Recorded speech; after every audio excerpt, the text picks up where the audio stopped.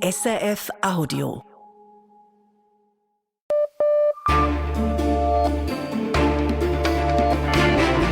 Radio SRF, Echo der Zeit mit Christina Scheidecker.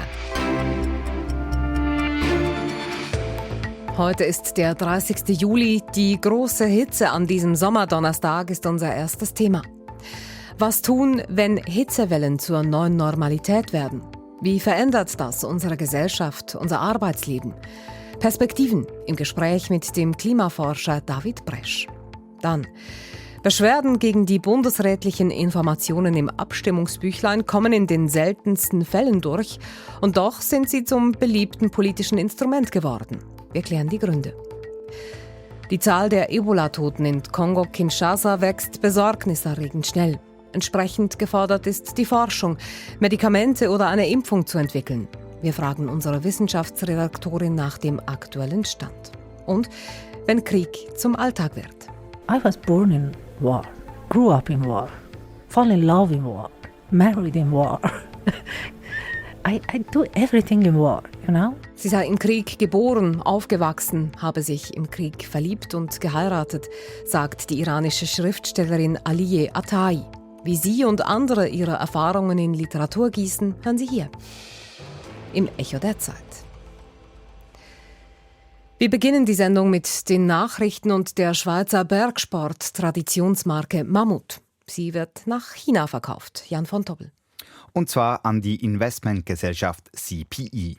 Wie viel die bisherige Eigentümerin Jacobs Capital für Mammut bekommt, gibt sie nicht bekannt. Der Hauptsitz des Unternehmens mit weltweit rund 900 Mitarbeitenden bleibe im Kanton Aargau. Mit dem Verkauf soll Mammut internationaler werden und vor allem im asiatischen Raum wachsen. Bereits heute erzielt Mammut mehr als die Hälfte seines Umsatzes außerhalb von Europa. Europa soll zum KI-Kontinent werden. Das ist das Ziel der EU-Kommission. Sie will unabhängiger werden von großen ausländischen Anbietern wie Amazon, Microsoft oder Google. Dafür sollen jetzt bis zu 7 sogenannte Gigafabriken für künstliche Intelligenz gebaut werden. Riesige Rechenzentren, in denen KI-Modelle trainiert und weiterentwickelt werden können. Und das im Einklang mit den Regeln und Werten der EU, wie es heißt. Gemeint ist da zum Beispiel der Datenschutz. Den Auftrag für die 7 KI-Gigafabriken hat die EU heute ausgeschrieben. In der Schweiz sind in den letzten 12 Monaten so viele Baubewilligungen für Wohnungen erteilt worden wie zuletzt vor 8 Jahren. Konkret wurden rund 52.000 neue Wohnungen bewilligt. Das zeigt eine neue Studie des Beratungsunternehmens Wüest-Partner. Der Zuwachs gehe allein auf neue Mietwohnungen zurück. Hier wurden über 10% mehr Bewilligungen erteilt als im Vorjahr. Die Schweiz schickt weitere Hilfe im Kampf gegen die Waldbrände in Frankreich.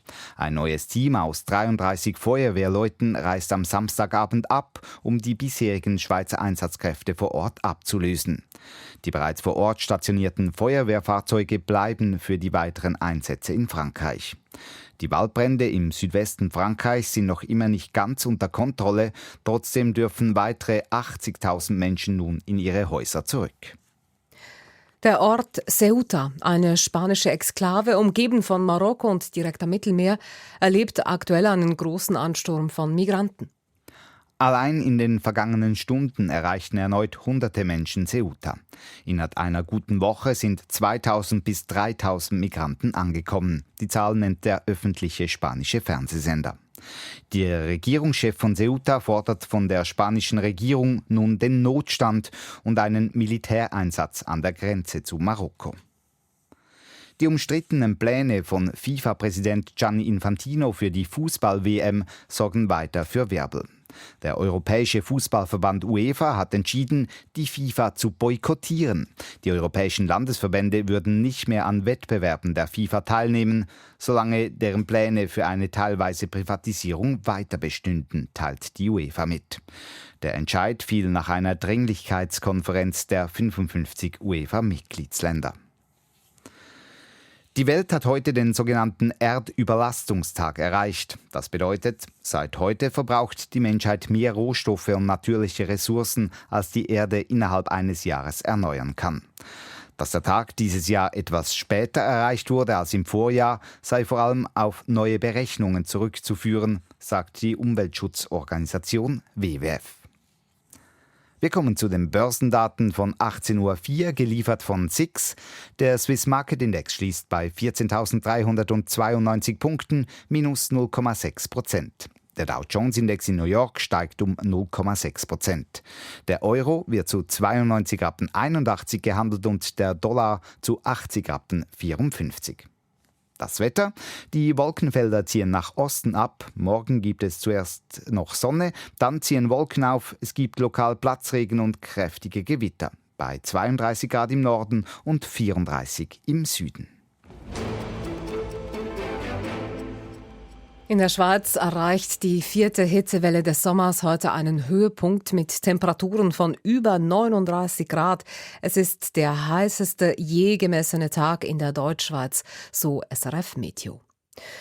Und bei vielen reift in diesen Wochen die Erkenntnis, solche Sommer dürften wegen des Klimawandels nicht die Ausnahme bleiben, sondern eher zur Regel werden. Der Ruf wird laut nach besseren technologischen Lösungen, nach mehr Klimaanlagen, nach Kühlung von Spitälern und Schulen. Doch was macht diese neue Normalität mit uns als Gesellschaft, mit unserem Arbeitsalltag? Wie verändert uns die Mediterranisierung des Klimas? David Bresch ist Professor für Wetter- und Klimarisiken an der ETH Zürich. Er beschäftigt sich unter anderem mit dem Einfluss von Wetter und Klima auf Wirtschaft und Gesellschaft. Ich wollte von ihm wissen, wie die Sommerhitze seinen persönlichen Tagesablauf verändert. Ich bin wahrscheinlich in einer privilegierten Situation. Als Forscher ist man vor allem in der vorlesungsfreien Zeit recht flexibel. Das heißt, man beginnt einfach früher, schiebt vielleicht mal eine Siesta ein. Das heißt für mich, es sind keine großen Anpassungen. Ich habe auch früher, als ich in der Privatwirtschaft tätig war, mittags eher ein Bad im Zürichsee genommen. Die Swiss Re hat das damals auch unterstützt. Also es gibt Möglichkeiten, sich anzupassen, nur haben nicht alle diese Möglichkeiten. Eben, das ist alles andere als typisch, dass jemand den Arbeitsalltag so flexibel gestalten kann, oder? Ja, auf was es rausläuft, ist, dass eben Arbeitgeber, Arbeitnehmer sich darüber Gedanken machen müssen, wie gestalten wir gemeinsam diese Zeit. Es ist dann ja doch nicht das ganze Jahr, aber Hitzewellen nehmen zu, die Anzahl an Hitzetagen steigt, das sagen uns die Schweizer Klimaszenarien. Und da sind natürlich alle gut beraten, sich darauf einzustellen, sich anzupassen an eine sich verändernde Situation. Was wären denn adäquate Anpassungsmaßnahmen an die Hitze, wenn es eben um unser Verhalten geht? Es gilt, und das ist immer wieder zu betonen, zuerst beim Einzelnen zu beginnen, genug trinken, einen Blick auf den Kollegen, Nachbarn zu haben, ob da vielleicht Symptome auftreten. Das ist das, was die einzelne Person tun kann. Dann sicher in Gruppen sich auch zu überlegen, wie gestalten wir eben ganz konkret gewisse Anlässe, wie organisieren wir uns. Aber dann sehr schnell stößt die einzelne Person auch an Grenzen und da sind wir als Gesellschaft gefordert. Fragen sich stellen ja, wo braucht es Kühlung, in welchem Ausmaß, welche Tätigkeiten lassen sich verlagern in andere Jahreszeiten, aber auch da sind manchmal wieder Grenzen schnell mal erreicht. Die Sommerzeit ist manchmal auch die Zeit, wo zum Beispiel Straßenarbeiten leichter zu bewerkstelligen sind, weil Menschen in Ferien sind. Und wenn sich das jetzt nicht mehr so leicht aneinander vorbei dividieren und organisieren lässt, muss man auch da über die Bücher. Man muss da über die Bücher trotzdem, Sie skizzieren das Dilemma, in dem zum Beispiel diese Branche steckt. Also gibt es da irgendeine Quadratur des Kreises, um beides zu erreichen? Also sich einerseits vor Hitze schützen und andererseits aber die Arbeiten dann erledigen, wenn sie erledigt werden müssen? Es gibt immer wieder Ansätze. Das beginnt schon mit der Verschattung von Baustellen. Das findet jetzt in Nationalstraßen meist schon statt. Ist natürlich auch mit Kosten verbunden und mit Aufwand. Und Kosten sind nicht immer nur monetäre Kosten, sondern eben auch Aufwand und Umstellung, dass man sich neu organisieren muss. Ich glaube, da muss jede Branche und verschiedene Sektoren müssen da ihre Lösungen finden. Nur ganz klar ist, die Daten liegen vor, die Klimaszenarien dienen hier als Planungsgrundlage und wer die ernst nimmt, kann sich auch adäquat auf die sich verändernde Situation vorbereiten. Sie sprechen von Branchenlösungen. Wer wäre denn da gefordert? Sind das die Sozialpartner, Gewerkschaften, Arbeitnehmende, Arbeitgeber? Ich glaube, es sind häufig auch die Branchenverbände, die auch über ihre Mitglieder so eine genügend große Zahl an Mitdenkern mobilisieren können, um hier auf Lösungen zu kommen. Ich kann aber natürlich nicht vorgreifen, kann jetzt auch nicht irgendwelchen Branchen irgendwelche Vorschläge unterbreiten, ohne das sorgfältig studiert zu haben. Und beobachten Sie, dass das passiert, dass sich diese Branchenverbände dieser Verantwortung stellen? Sehr wohl. Also ich bin relativ nah am Schweizer Ingenieur-Architektenverband. Da haben die Normen das bereits berücksichtigt. Da findet momentan ein massives Überdenken von bestehenden Baunormen statt. Und wenn wir etwas noch weiter denken und nicht nur über die einzelnen Bauten, sondern über die Zonenplanung, die Raumplanung, auch da, die Prozesse sind in Gang. In der Schweiz sind sie partizipativ und sie müssen demokratisch sein. Und das bedeutet, dass sie eben auch immer Zeit beanspruchen. Und deshalb ist es wichtig, dass man auch aus der jetzigen Situation lernt, schnell lernt und wo immer möglich die Weichen so stellt, dass wir uns auch in 20 Jahren noch in diesem Land gut aufhalten können. Welche Rolle spielt dabei die Politik, die die Rahmenbedingungen schaffen müsste für eben diese Verhandlungen? Ja, die Schweiz ist ein spezielles Land. Es herrscht das Subsidiaritätsprinzip. Es gibt Bund, Kantone, Gemeinden. Das ist sehr fein austariert. Und das heißt, wir besitzen die Strukturen, um genau diesen Herausforderungen auch Rechnung zu tragen. Wichtig ist, das heißt auf Englisch so schön Policy Cohesion, also dass die Vorgaben auf den verschiedenen Stufen schön ineinander passen, dass sie verzahnen, dass eben auch die öffentlichen, privaten Akteure miteinander sprechen. Ich bin da in der Schweiz immer sehr positiv eingestellt, dass es auch stattfindet. Man muss allen Beteiligten einfach auch immer wieder muss der Situation Rechnung tragen, dass das ein bisschen Zeit beansprucht und dass man sicher auch aus den aktuellen Ereignissen lernen kann. Das gibt auch Übertragungsleistung, also dass man in einem anderen Landesteil vielleicht voneinander noch etwas mehr Austausch pflegen könnte. Das dürfte helfen, mit solchen Situationen umzugehen. Sie reden von dieser Verzahnung. Können Sie ein Beispiel dafür machen, wie das aussehen könnte? Wir kennen es sehr stark im Bereich der Naturgefahren, bei dem der Bund die großen Strukturen vorgibt, die Prozesse, wie sie ablaufen sollten und das dann an die Kantone weitergibt. Und die Kantone haben dann ihre Hoheit auszuüben, was den Umgang mit Naturgefahren anbelangt. Und das soll auch bei Hitze und Trockenheit so sein, weil einfach die Schweiz ein Land mit sehr verschiedenen Regionen, Sprachräumen, Kulturen ist. Und dem kann man so sehr wohl Rechnung tragen.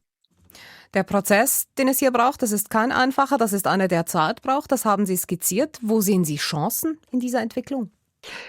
Chancen auch in einer Gesellschaft, die sich immer wieder neu aufstellt, überdenkt und in solchen Prozessen auch Fragen stellen wird, wo wollen wir denn überhaupt hin? Wo wollen wir gemeinsam hin? Was ist uns wichtig?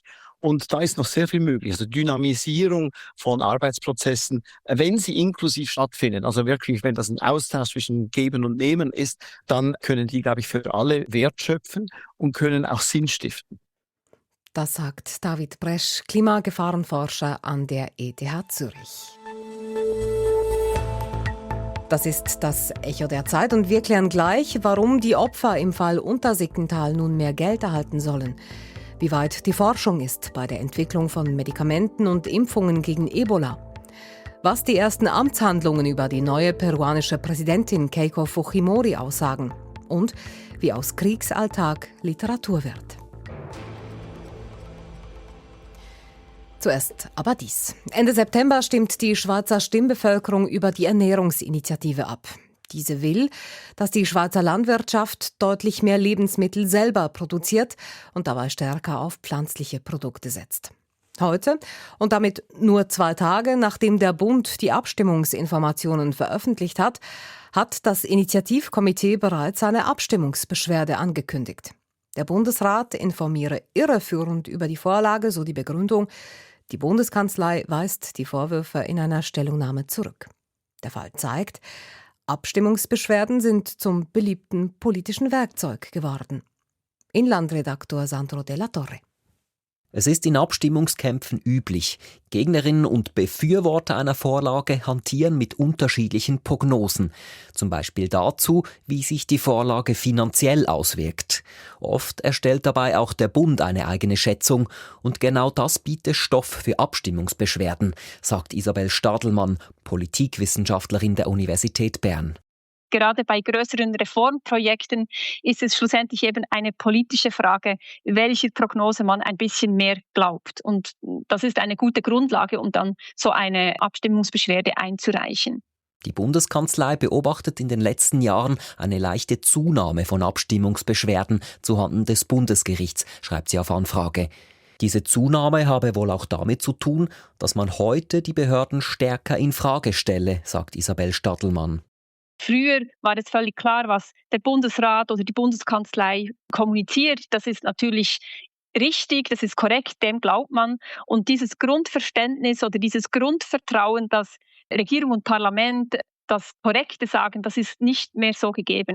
Andererseits würden Abstimmungsbeschwerden auch instrumentalisiert, sagt die Politikwissenschaftlerin. Es ist strategisch gar nicht so schlecht, wenn man die Gegenseite sozusagen schon vor der eigentlichen Debatte dafür kritisieren kann, dass sie nicht glaubwürdig ist. Einige Beschwerdeführerinnen und Führer erhoffen sich also, mit frühen Beschwerden gegen die Abstimmungsunterlagen den Abstimmungskampf zu beeinflussen. Das, obwohl das so gar nicht vorgesehen sei, sagt Andreas Glaser, Staats- und Verwaltungsrechtler an der Universität Zürich. Direkt gegen die Abstimmungserläuterung des Bundesrates ist gar nicht zulässig, eine Beschwerde zu machen. Also die Abstimmungserläuterungen des Bundesrates sind kein zulässiges Beschwerdeobjekt. Man kann dagegen gar nicht mit einem Rechtsmittel vorgehen. Auf dem Rechtsweg kann man also nicht beeinflussen, was der Bund in den Abstimmungsunterlagen schreibt. Das Bundesgericht kann aber im Nachhinein Abstimmungen für ungültig erklären, wenn es zum Schluss kommt, dass der Bundesrat falsch informiert hat. Erst einmal ist das passiert, nach der Abstimmung zur Abschaffung der sogenannten Heiratsstrafe von 2016. Grundsätzlich hat der Bundesrat große Freiheiten, wie er die Bevölkerung vor einer Abstimmung informiert. Und trotzdem, sagt Andreas Glaser, gebe es einen Kontrollmechanismus, die öffentliche Debatte. Das Parlament hat ein Auge darauf und natürlich auch die Medien, die Stimmbürgerinnen und Stimmbürger, die natürlich das diskutieren können. Sie können zwar kein Rechtsmittel erheben, aber die breite Diskussion, die kritische Diskussion führt natürlich schon dazu, dass der Bundesrat tatsächlich doch nicht alles behaupten kann, was er will. Kritische Debatten über die Angaben im Abstimmungsbüchlein seien also ein wichtiger Teil der Demokratie. Sandro Della Torre. Es ist ein erschütternder Fall von sexualisierter Gewalt, der letzte Woche publik wurde. Im Zentrum ein ehemaliger Aargauer SVP-Großrat, der seine Ex-Frau, seine spätere Partnerin und deren minderjährige Tochter missbraucht, teils in bewusstlosem Zustand vergewaltigt haben soll. Die beiden letzteren Frauen stammen ursprünglich aus Polen und hatten nach der Verhaftung des Täters mit Entscheidungen der Behörden zu kämpfen. So erhielten die beiden lediglich Nothilfe ausbezahlt und es drohte ihnen die Wegweisung. Nun kommt die Wende, wie die Tamedia-Zeitungen berichten. Die beiden Frauen sollen nun doch mehr Unterstützung erhalten. Inlandredaktorin Livia Mittendorp. Nach der Verhaftung des Täters standen die beiden Frauen ohne finanzielle Unterstützung da und meldeten sich bei ihrer Wohngemeinde Untersiggenthal im Kanton Aargau. Dass diese den beiden daraufhin lediglich Nothilfe zahlte, war offenbar rechtswidrig. Der Kanton ist inzwischen zum Schluss gekommen, dass die Gemeinde ordentliche Sozialhilfe hätte zahlen müssen, also höhere Beträge als bei der Nothilfe, die nur die Grundversorgung deckt. Die Gemeinde Untersiggenthal muss die Zahlungen also anpassen. Schriftlich teilt sie mit, dass sie die Entscheide des Kantons nicht anfechten werde. Sie würden nun mit hoher Priorität geprüft und umgesetzt. Gemäß dem Entscheid muss die Gemeinde die höheren Beträge auch rückwirkend bis zum vergangenen Juni 2025 zahlen. Da hatten die beiden Frauen Beschwerde eingereicht. Der Entscheid, ob die beiden Polinnen ausgewiesen werden, steht noch aus. Er liegt beim kantonalen Verwaltungsgericht. Auch hier zeichnet sich aber eine Wende ab. Das Aargauer Migrationsamt hatte diese Wegweisung ursprünglich verfügt. Die beiden Frauen haben sich dagegen juristisch gewehrt. Deshalb wird am Schluss das Gericht entscheiden. Corinna Winkler, die stellvertretende Generalsekretärin des Aargauer Departements Volkswirtschaft und Inneres, sagt, es seien neue Erkenntnisse hinzugekommen und der Kanton beurteile den Fall daher inzwischen anders. Nach dem Vorliegen dieser Erkenntnisse hat das Migrationsamt den Fall dann auch anders beurteilt und dies gegenüber dem Verwaltungsgericht auch geäußert. Die abschließende Entscheidung liegt jedoch beim Verwaltungsgericht. Der Kanton könne den Entscheid der Wegweisung nicht zurücknehmen. Er könne dem Gericht lediglich mitteilen, dass man den Fall inzwischen anders beurteile. Auffällig ist, dass die Wende bezüglich der Sozialhilfe und die Neubeurteilung bezüglich der Wegweisung erst nach der Berichterstattung in den Medien erfolgte. Corinna Winkler bestreitet aber, dass die Berichterstattung eine Rolle spielte. Rechtliche Verfahren würden immer Zeit in Anspruch nehmen. Diese Abklärungen haben bereits deutlich vor der aktuellen Medienberichterstattung und im Rahmen des verwaltungsrechtlichen Verfahrens dazu geführt, dass das weitere Vorgehen erneut überprüft wurde und hat sich sicher nicht am medialen Druck orientiert. Nun ist also klar, die beiden Opfer bekommen mehr als nur Nothilfe. Sie bekommen Sozialhilfe ausbezahlt. Was die Wegweisung angeht, hat der Kanton seine Meinung geändert. Definitiv entscheiden muss das kantonale Verwaltungsgericht.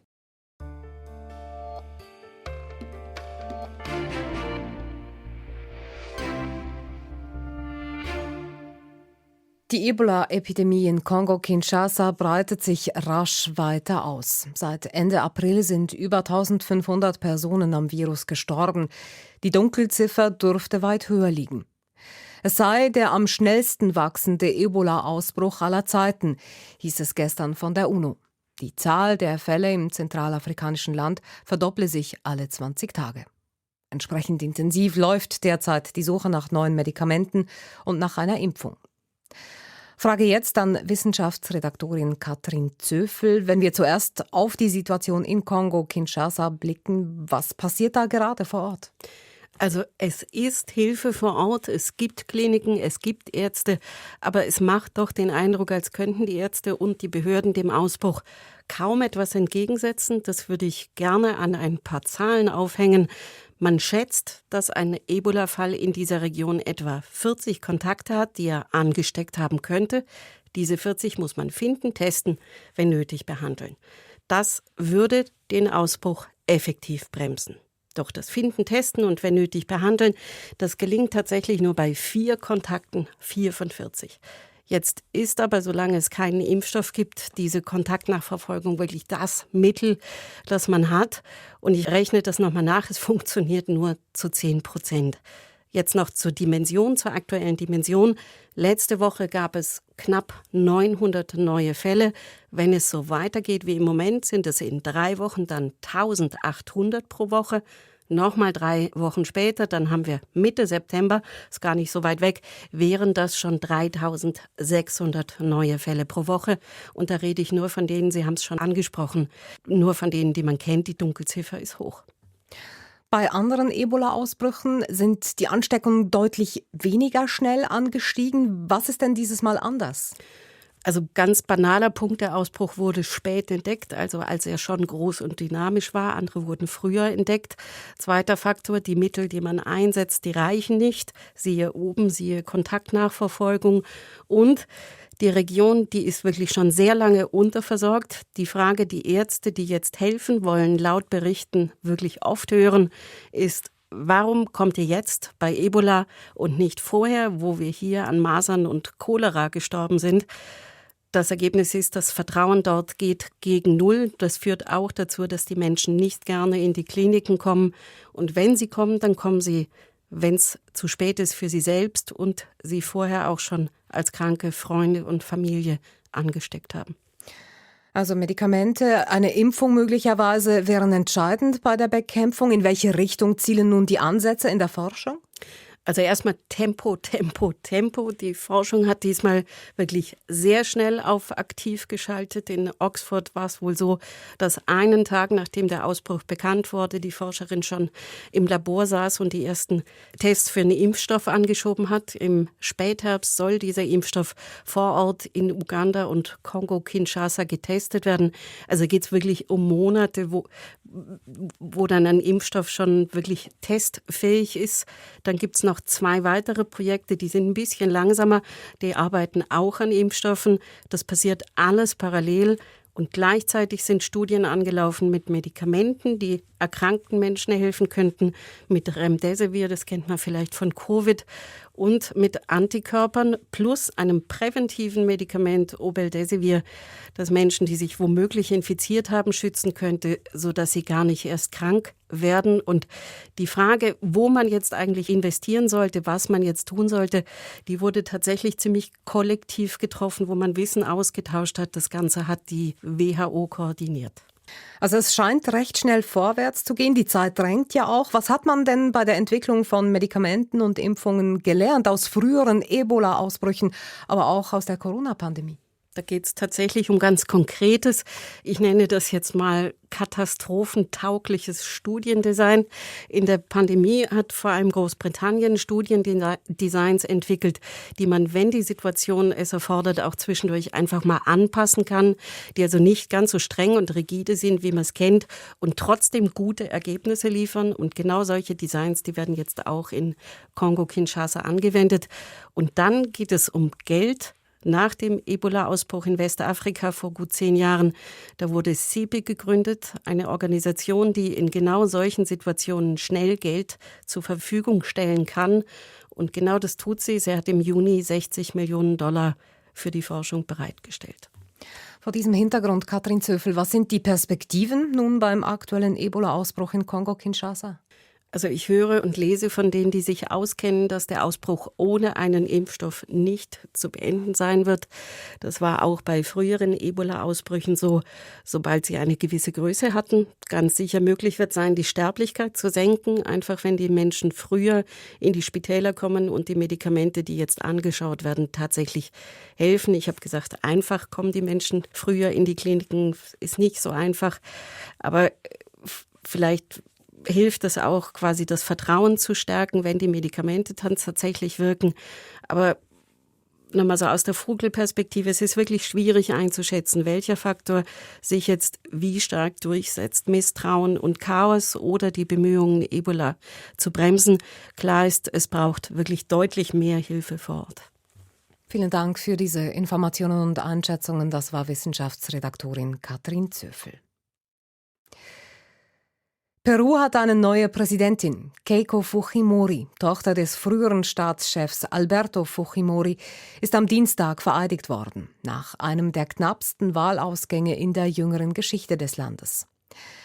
Als eine ihrer ersten Amtshandlungen verhängte Fujimori den Ausnahmezustand. Nun soll das Militär gegen die grassierende Kriminalität vorgehen, so Perus Präsidentin.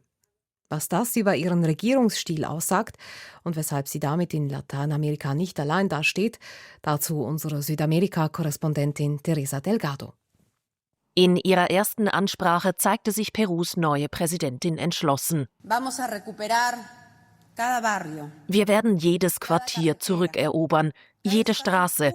Der öffentliche Raum gehört den peruanischen Familien. Dort, wo kriminelle Banden tätig sind oder illegaler Bergbau stattfindet, werden wir alle Mittel einsetzen, die die Verfassung der Regierung ermöglicht.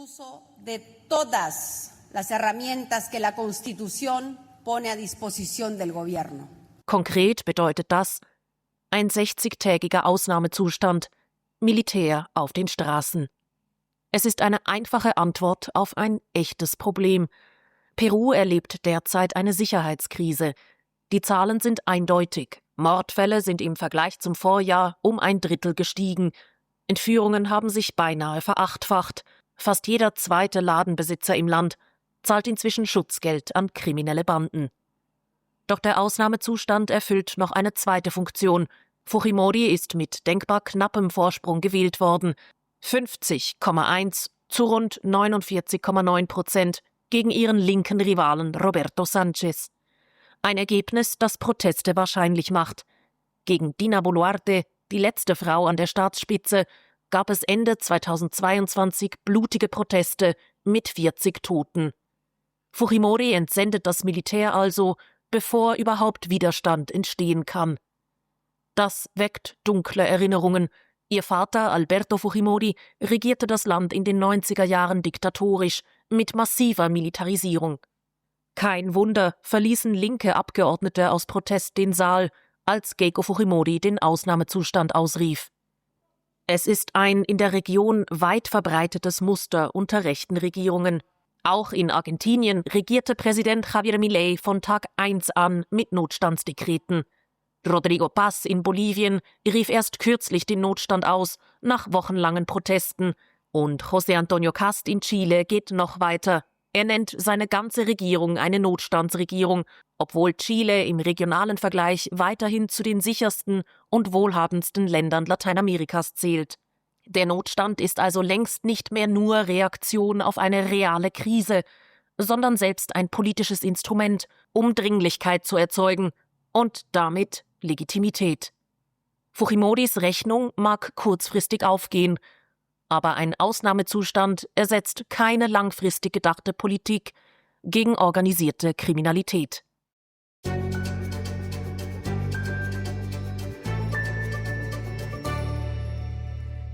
Kriege werden oft in Frontverläufen beschrieben, in Raketenangriffen und Opferzahlen. Doch was passiert mit Menschen, wenn der Krieg ins eigene Zuhause eindringt? Wenn die vertrauten Straßen zu Gefahrenzonen werden und die Heimat nur noch in der Erinnerung existiert?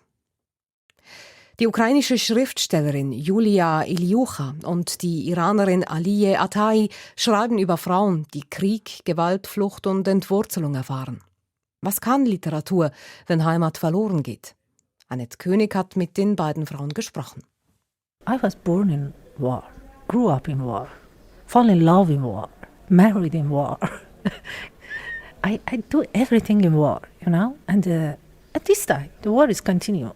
Für die 45-jährige iranische Schriftstellerin Aliye Atai begann der Krieg lange vor den aktuellen Konflikten im Nahen Osten. Sie wuchs in der Grenzregion zwischen Iran und Afghanistan auf. Ihr Vater wurde bereits im Iran-Irak-Krieg 1986 verwundet.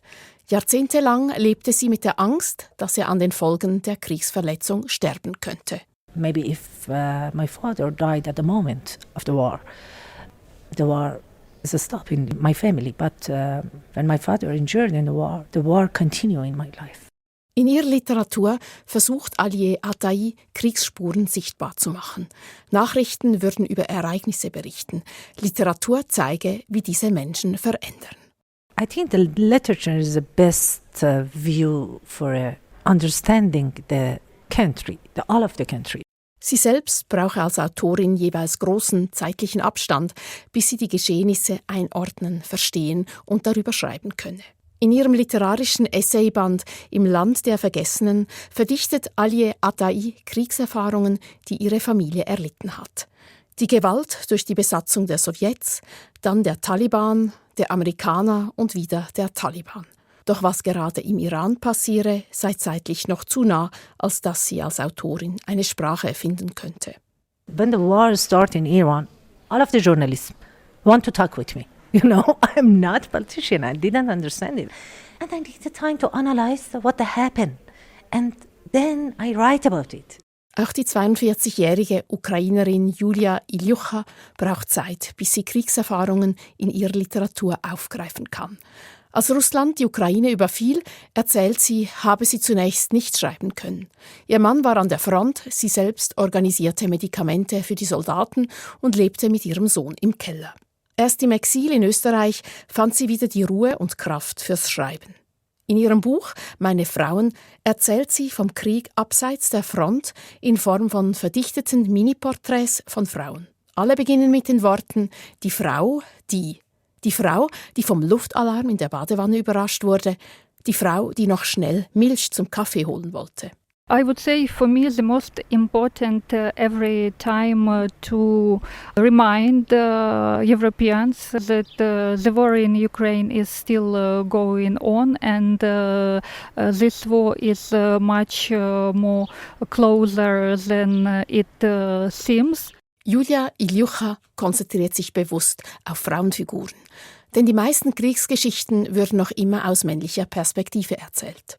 Women's experience also should be shown because it's like another phase of war, not on the battlefield, but in area, surviving, helping and so on. Beide Autorinnen verbindet eine Überzeugung. Im Schreiben finden beide ein Mittel, ihren Protest gegen den Horror auszudrücken. Weniger mit politischen Parolen als mit Empathie für die Frauen, die zu Opfern werden. Für Aliye Atai gehört zum Protest auch, dass sie derzeit mit 40 jungen Afghaninnen zusammenarbeitet. Sie fordert sie auf, nicht über Krieg zu schreiben, sondern über ihre Träume. The war destroyed the dream of the woman. And at the first you need to make a dream. No? Then other life has happened. Eine ihrer Schülerinnen verlegte Afghanistan in ihrer Erzählung in die Schweiz. Aus dem Hindukusch wurden Alpen. Aus Krieg wurde ein Ort der Sicherheit. Mit Schreiben und Poesie gegen das Grauen. Das sei für sie als Schriftstellerin eine Möglichkeit, Widerstand zu leisten, sagt Julia Ilyucha. I'm not a soldier and the only weapon I have is only my writing, my prose and my poetry. Daran sehen die beiden Dichterinnen Julia Ilyucha und Aliye Atai eine der wichtigsten Aufgaben in Zeiten des Krieges. Die Gewalt benennen und den Opfern eine Stimme geben. Was kann Literatur im Krieg? Das war der Beitrag von Annette König und das war das Echo der Zeit. Redaktionsschluss ist um 18.36 Uhr. Verantwortlich für die Sendung Marisa Eckli, für die Nachrichten Kevin Kahanes, am Mikrofon Christina Scheidecker. Das war ein Podcast von SRF, produziert im Auftrag der SRG.